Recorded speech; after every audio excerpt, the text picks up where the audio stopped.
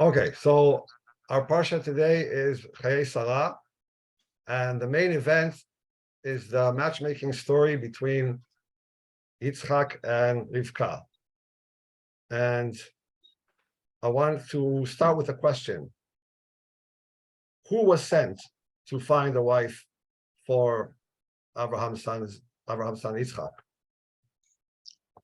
Eliezer, his slave. Well, the Okay. servant, So, the servant. so we had two answers.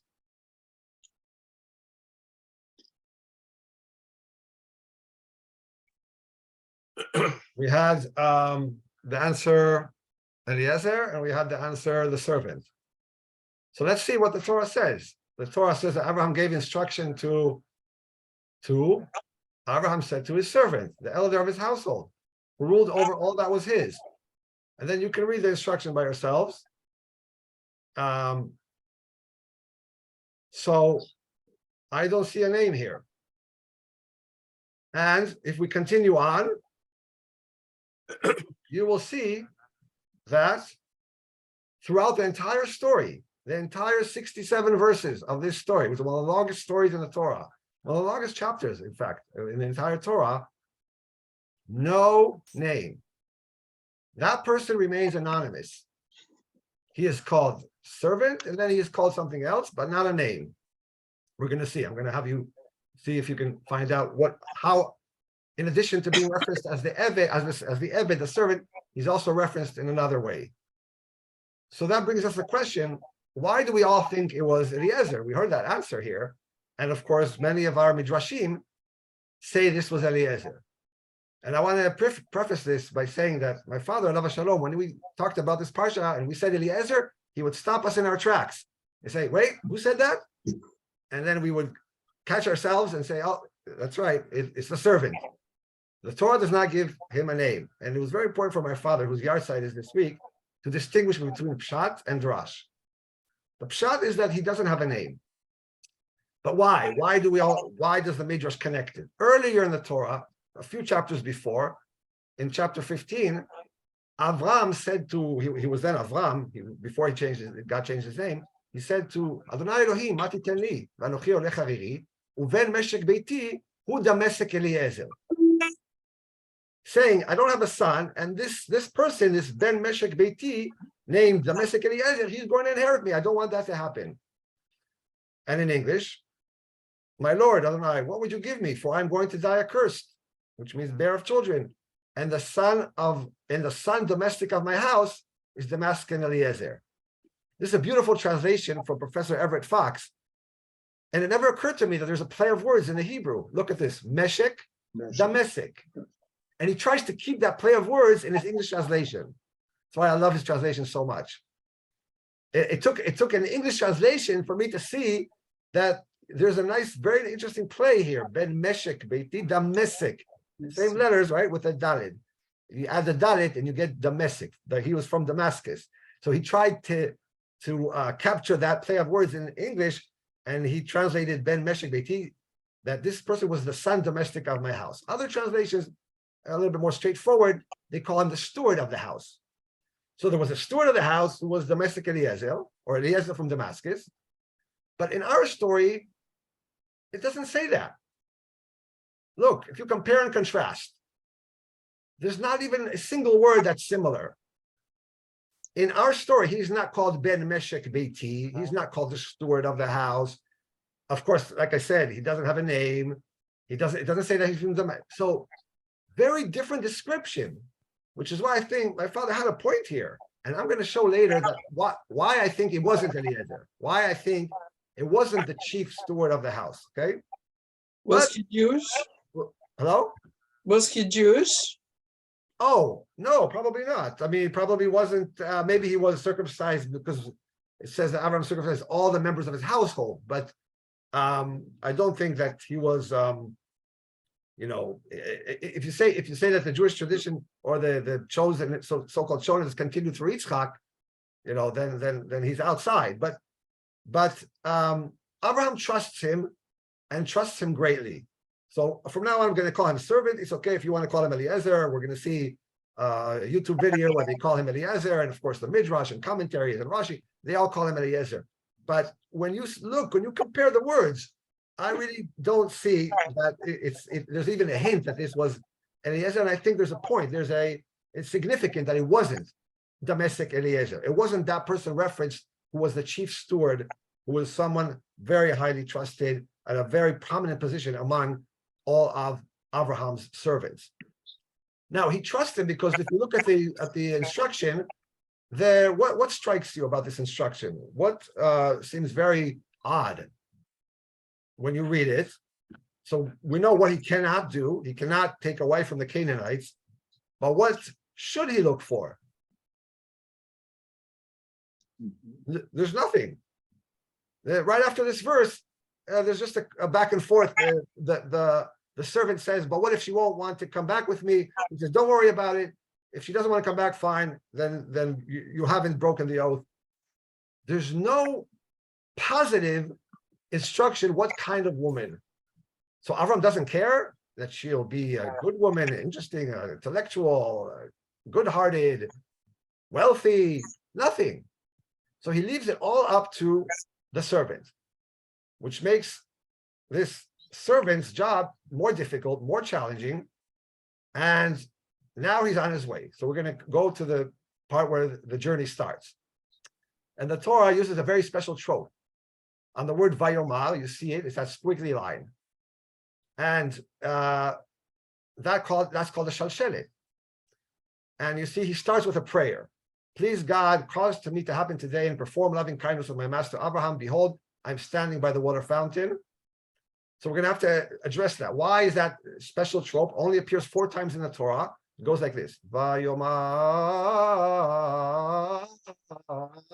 Shama, you taught us. You taught us when it appears with Vayomar. Right. It means he's uncertain. He's debating within himself. You know, what am I looking for? What am I doing? I learned from you that Shalashetis over Vayomar means I'm not sure. I'm uncertain. Yeah, I think that could be one of the that could be a great explanation. So I see that you were listening last time. That's great. So yeah, and I think it's an emphasis here. It's all up to this servant. He has to determine, and then he determines the famous test, which we'll see here. והיה הנערה אשר אומר אליה, התינה קדך ואשתה, ואמרה, שתה וגם גמליך אשקה, אותה הוכחת לעבדך ליצחק, ובא עדה כי עשית חסד עם אדוני. And in English, do I have a volunteer to read the test in English? Here I have stationed myself by the water spring, as the women of the town go out to draw water. May it be that the maiden to whom I say, lower your pitcher that I might have a drink, and she says, drink, and I will also give your camels to drink. Let her be the one you have decided on for your servant for Yitzhak. So this is what do you think? I don't know the trope for the English. Yeah. Okay, we can read this without trope, and the focus will be only the words, the meaning. He comes up with this great test. Again, Abraham did not give him any clues. And what happens with the test? So very interestingly, we find that this test is repeated not once, not twice, not 3 times, but 4 times we hear this test. That's how important the Torah sees it. So the first time is when he devises the test. That's what we just read. That began with the Shalshelet. The second time, when the test happens. Then he gets, he approaches her. He asks her who she is. She identifies herself as Rivka, the daughter of Betuel. And he asks her, can I stay by your house? She invites him to her house. He comes to her house. And you would think the Torah would say, and then he told them everything that had happened. No. The Torah goes into great detail to tell us how he goes into a very long speech and he tells Lavan and Betuel everything that had happened until now. So he recounts from the beginning how Abraham chose him, how Abraham made him swear an oath, how he went on his way, how he thought about this test, how he devised this test. That's number 3. Then he got to the well, to the spring. Then he recounts how it actually happened. So this test is repeated 4 times in the story with everything that surrounds it. With the with how he introduced himself to her, with the questions that he asked her, all that gets repeated again when he's sitting at their house. And this brings a second big question: why the repetition? Why couldn't the Torah is known for brevity, and here the Torah, 67 verses, telling the whole story again from his view as he's sitting there sipping tea and cookies and eating cookies, telling them, instead of just saying, and after he went into their house, he told them all that had happened. And then he asked, can I go back? Can I take her back with me to marry Isaac? That would have cut. Why do you think? Why? Well, here's Bill's opinion. Yeah. He's got to sell this transaction as being legitimate. And he's repeating to them, he's recounting to them that it is legitimate because it met all the criteria. I mean, he's got to keep repeating it. Okay. Look, I devised the test. Oh, look, it happened. And then, it's so this is a real legitimate deal we're making here. I think you're onto something. He has to sell them, but he does it in he has to sell them the Seidiah to allow their daughter to go all the way to a different land and marry somebody she doesn't know. And let's see how he does it, because we're going to see that he makes changes. He makes changes. We're going to skip this slide for a minute. And let's start comparing and contrasting, because now the Torah has allowed us to compare different parts of the story between how they happened and how he tells Lavan and Betuel how it happened. So remember, he started the whole journey with a prayer to God. That was the Vayomar with the Shalshelet. Look at these two and compare them. What's the main difference that you see here? The blue is, do you see the white and the blue backgrounds? Yes. Yes. Sure. Well, so I would like you to now do the hard work and compare and see what stands. I'm not looking into minor words. I'm thinking of major words that either he adds or omits when he's telling them about the prayer. Loving kindness versus grand success. Nina, yeah, I can hear. Well, on the actual prayer, he talks about performing loving kindness. When he recounts it, he talks about the success to the errand. Excellent. He omits the chesed. So why would he do that? Let's keep that on the burner, in the back burner of our minds, and let's look at another difference. How he thought of the test. And then in the blue, how he recounts thinking of the test. So you see on the left side, on the white background, compare that to the blue background. Blue background is when he's sitting with her father and brother and telling them about how he thought of the test.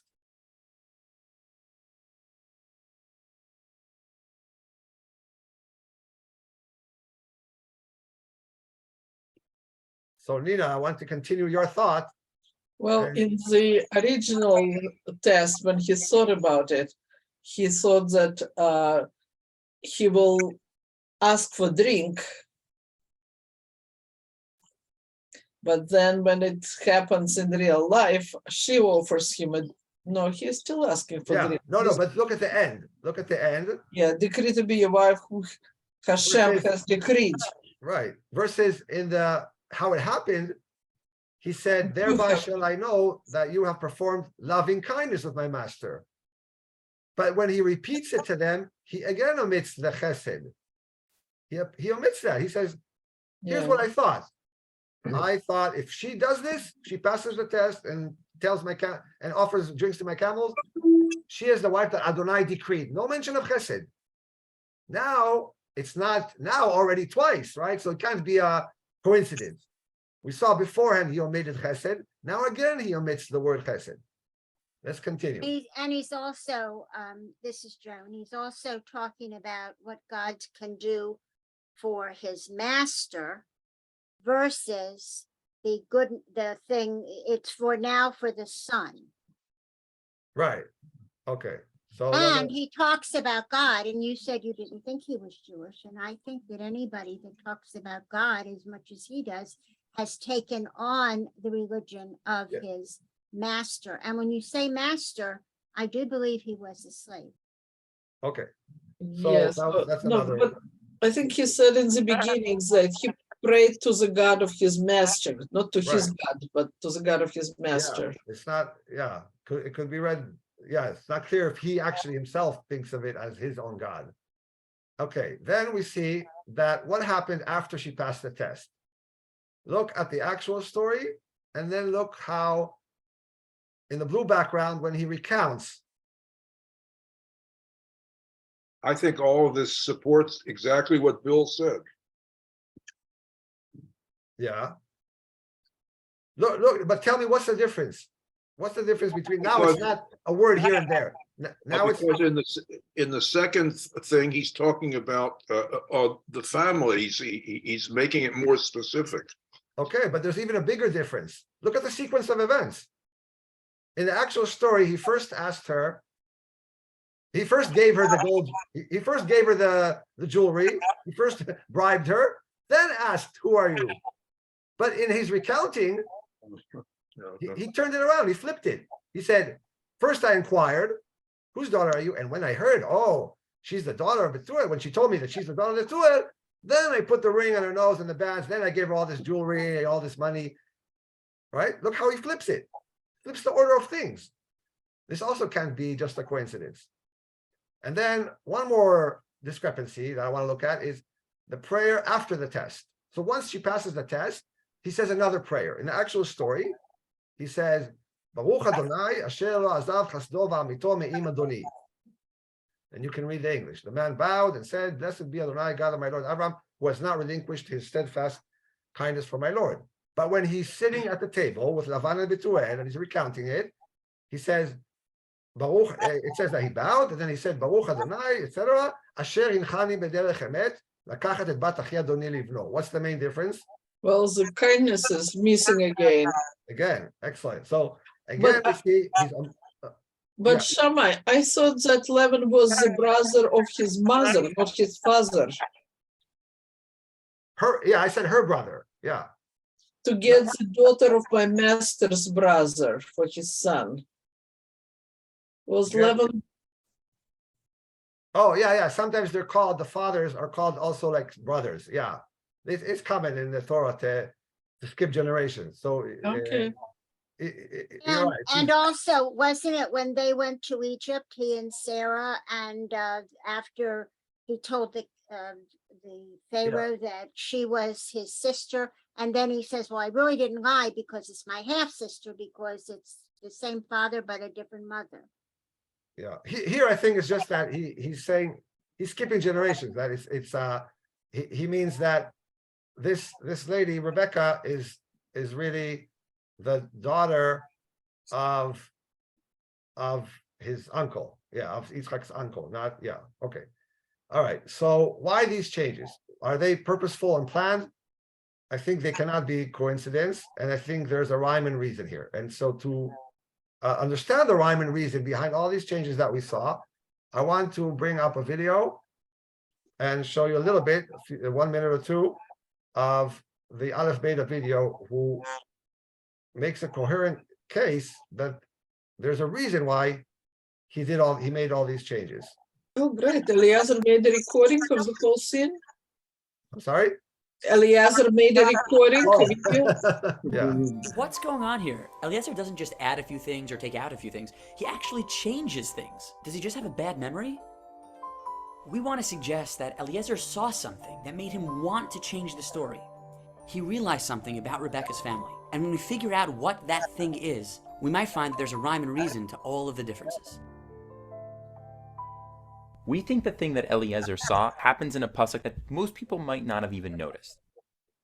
After Eliezer meets Rebecca and Rebecca runs home to tell her family, Lavan comes out to greet him. and he invites him to their home. Vayomer, he says, Bo Baruch Hashem, come, blessed one of God. Lama ta'amod bachutz, why are you standing outside? Vanochi paniti habayit umakom lagmalim. I made room for you in the house, and even room for your camels. And now pay attention. Vayavo ha'ish habayta, the man came with him to the house. Vayiftach hagmalim, he unties the camels. Vayitain teven umispo lagmalim, and he gives the camels straw. Umayim lirchotz raglav, and washes their feet. Veraglei ha'anashim asher ito, and the feet of the men who were with him. And the question is, who did all these things? Who unmuzzled the camels? Who gave them food? Who gave them water to wash their feet? When you look at it quickly, it seems that it's Lavan. He's the one who just invited Eliezer to come inside. So wouldn't it make sense that he's the one doing these things in order to be a good host? But if you take a closer look, it's actually not Lavan. The ish that untied the camels and washed the feet, that word ish is used to refer specifically to Eliezer throughout this story. For example, 2 verses before this, when Rebecca is telling Lavan what just happened to her, it says, Kodi beri lai ha'ish. This is what... So this is a great point. I said that he's referred to in the story by Eved, but the other way he's referred to is Ish. And that happens right after she passes the test. At that point, the Torah starts calling him Ha'ish. In a previous verse, actually, before even verse 30, Ve'ha'ish mishta'ela b'charish ladat ha'itzliach Adonai darko im lo. Now he's an Ish. And so they're making a very persuasive argument, even though Ramban, for example, says no. The person who did all these, who unmuzzled the camels and washed, is Lavan. But I think they're making a good case that it was the servant, except that now he transitioned into Ha'ish. The man, seemingly Eliezer, just told her. And then Lavan runs out to greet Eliezer, and the verse says, Vayavo el ha'ish v'hinei omed al hagmalim al ha'ayin. He approached the man who was standing by the well. Lavan obviously didn't approach himself. Who was standing by the well? That's Eliezer. Which leads to the very strange conclusion that Lavan put on a show for Eliezer. He told him we've got plenty of room in the house, but once Eliezer gets there, Eliezer has to do all the dirty work. He's the one who has to wash the feet of his own men and wash the feet of his camels. And that's what Eliezer saw. Lavan put on a show for him and pretended that he valued kindness, but the truth is, he only cares about how things look on the outside. He doesn't truly value chesed, kindness, the way Eliezer does. And Eliezer realized that he quickly needed to change his story. He can't just extol the virtues of kindness and talk about what a great fit Rebecca's going to be in Abraham's value-centered family. He needs to speak in their language. And he makes just a few differences in the story to make this marriage more appealing to them. Exactly. So look at what he does. Let's go back to those discrepancies and see what they might mean. Okay, so we don't need to go back to the discrepancies, we remember them. And that explains all the changes that he made in the story. But now I want to ask a different question.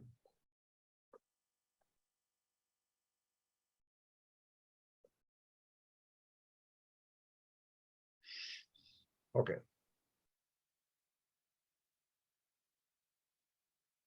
Why go back to why he's always Eved or Ish? So I think the message, the reason why he's kept anonymous is that it was just a lowly servant. In fact, it was not Eliezer. It wasn't the chief. And the point here is that anyone can shine and have great ideas. You don't need to be a prophet. You don't need to be Abraham. You don't need to be even the chief steward Abraham. You could be one of the lowly servants, and then you come up with this amazing idea. And not only you come up with an amazing test, you then are very astute, and you notice things, and then you change the story in order to make it successful. You read the situation, which is what he did. He read, like they explained beautifully in the video. He read that they don't value kindness, so he took away all the chesed. He realized they value wealth, so and that he wants to show them that after he heard her yichus, he gave her all this. So he changes that sequence of events. First, I heard who she is. Oh, she's from the family of Lavan and Betuel. Oh, then I gave her all these gold rings, etc. So I think the point is that the idea is what I call democratizing great ideas. Great ideas are not only for the privileged few. It can happen to anyone. And I want to bring a musical analogy here. So I'm going to just do it for 3 minutes. And here I want to ask, what is the definition of a concerto? Anybody want to chime in? What is a concerto in musical terms? It's not a quiz. It's okay. You don't have to. It's a short musical piece. But for who? Typically for one instrument, highlighted. So as Charlie said, you can go to Merriam-Webster, and it's a piece for one or more soloists and orchestra, as you see here in the picture. It could be concerto for piano, for violin, etc. And I wanted to show you Yuzha Wang, one of my favorite pianists in the world. She's amazing. Okay, but we don't have time for that. You watch these soloists and you're awestruck and they're inspiring and they play beautiful music, but you say in a sense it's demoralizing because like only they can achieve that. It is for the privileged few to make this great music. And then came, what about all the regular musicians, right? All these regular musicians in the orchestra, they look with envy at this person sitting at the center. He's in the limelight, he gets all the accolades. So there was a composer in the 20th century named Bela Bartok. Bela Bartok had a new idea. He wanted to expand and what I call democratize the definition for concerto. He didn't want it to be about one soloist who gets all the attention. So he wrote something called Concerto for Orchestra. And to explain what that is, I'm going to bring in the music director of the Israel Philharmonic. He will explain to us how Bela Bartok, the Hungarian Bela Bartok, democratized the 1945 in Bartok's final year, and unfortunately he was in very bad health at the time. And also he left his native homeland, Hungary, 5 years before because of the horrible situation in Europe in 1940, as we know, fascism, Nazism, and so on. He chose to move out. He didn't have to. He wasn't forced to move out. And by doing that, he left a very good life in Budapest and went to New York, where he was not well known and not very popular as a composer. And we should be very thankful to Serge Koussevitzky, the Russian conductor, who knew the situation of Bartok and who was a great admirer of Bartok. And he, with the Boston Symphony, they commissioned the Concerto for Orchestra from Bartok, who somehow, in this final year of his life, in very poor health, was able to produce one of the most uplifting and charming pieces of music in the 20th century. And unfortunately, he died a few months afterwards, and this piece became his most popular piece and his most successful one, and made him one of the most popular composers in the world of the 20th century.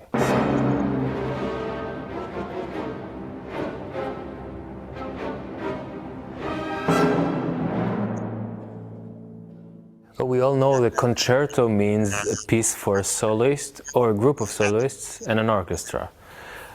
Just like it was from the time of the Baroque, from Bach, Vivaldi, through Mozart, Beethoven, and so on, through the whole Romantic period. And then comes Bartok and writes this Concerto for Orchestra, which is a bit bizarre when you think about it, but actually then it allows him to write sort of a symphony, but giving really every individual musician of the orchestra a chance to express themselves as if they're playing a concerto. And not only the usual soloists of the orchestra, for example, first oboe, first clarinet, first flute, which anyway usually gets a solo in every piece, but also the second players or the couples of the winds together, every individual brass member from the brass section, each group of the strings, and he's using different ways to achieve that. And at the end, it's a piece that is a great showpiece for any orchestra. The first movement starts. So, why am I thinking of this in relation to our story, to the story of the servant? Just like Bartok did, and he basically took a concept which was the privileged few, the concerto, the soloist, and he said, wait a minute, I want to make everybody a soloist, as Lahav Shani explained so interestingly. I think our story here is very, very similar in that sense, that the Torah keeps the identity unknown to say it could be anybody. Anybody could come up with a great idea.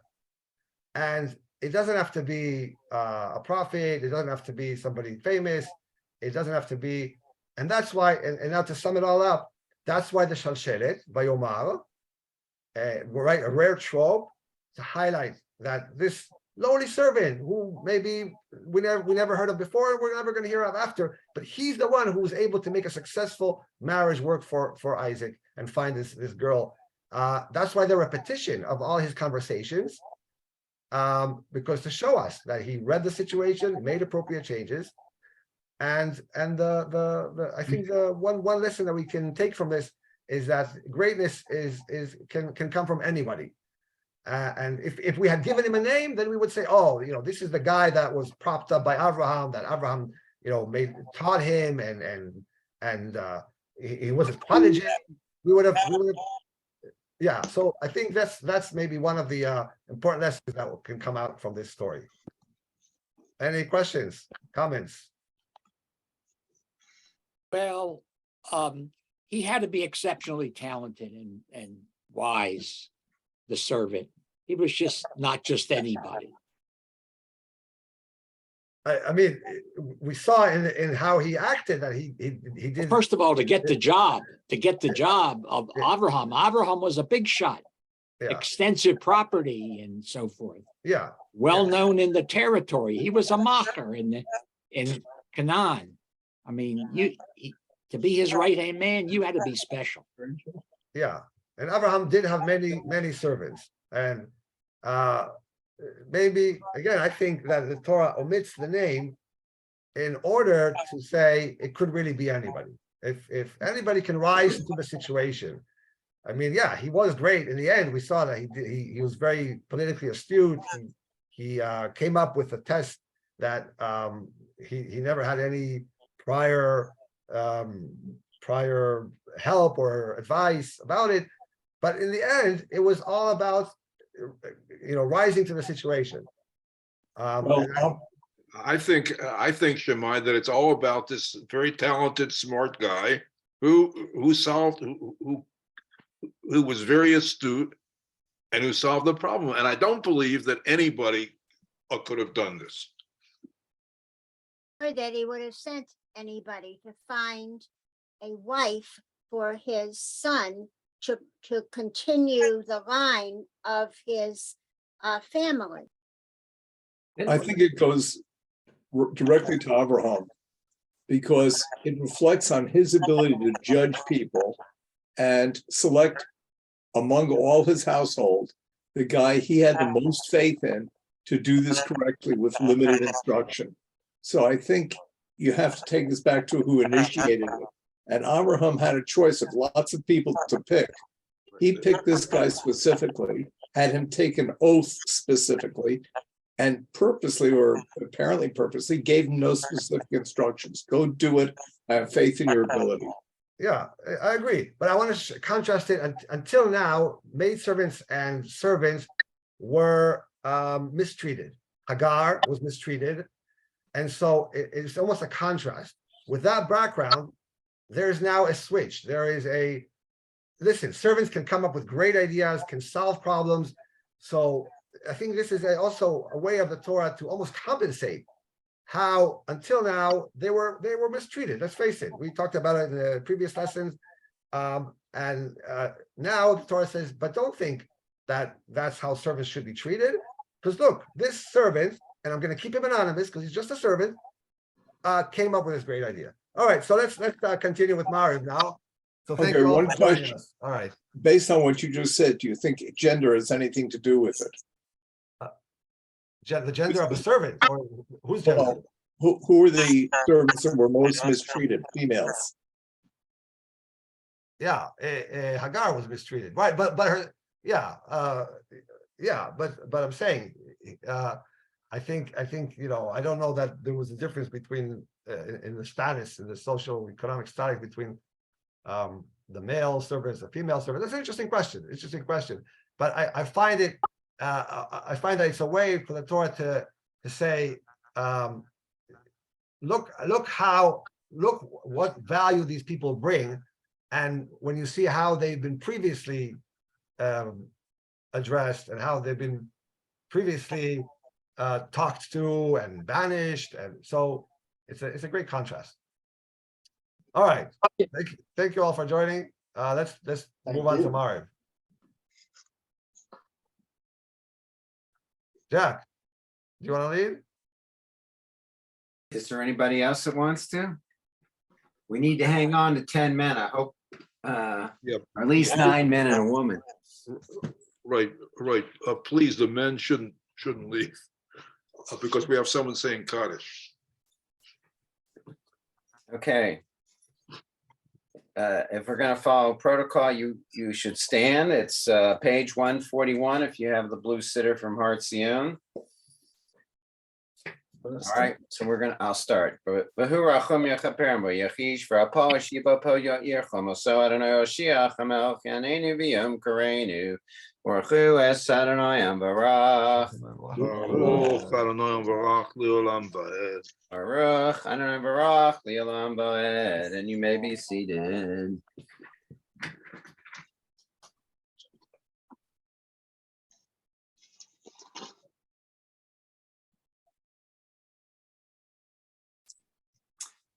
El Chai v'Kayam Tamid Yimoch Aleinu Le'olam Vaed Baruch Atah Adonai Ha'Ma'ariv Ha'Ravim